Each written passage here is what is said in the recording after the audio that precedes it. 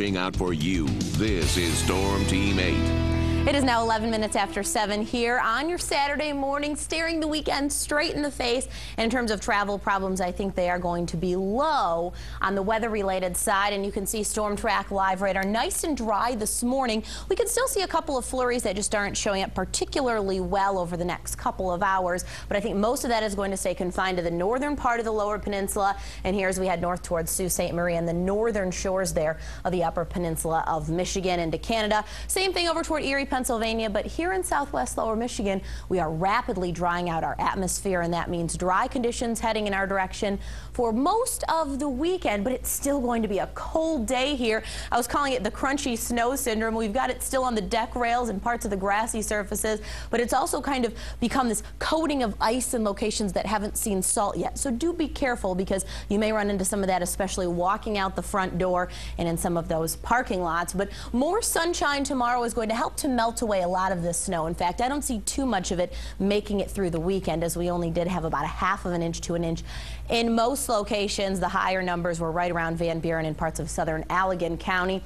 We're actually going to keep the precipitation for the middle to latter portion of the week mostly in the liquid form. I think it's not again until maybe Friday into Saturday of next week that we see some lake effect snow try to get itself going.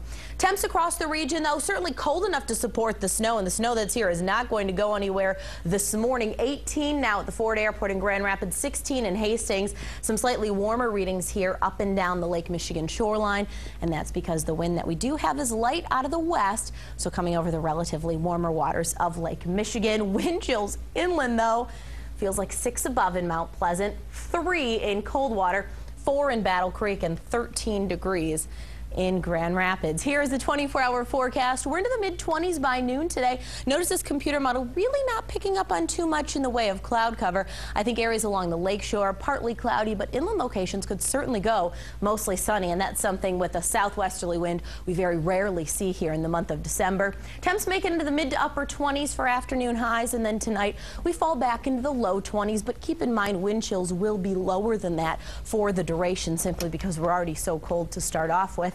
Tomorrow we really start to warm things up, because by the noon hour we're already above that freezing mark, heading up to 39 degrees, near 40 on Monday.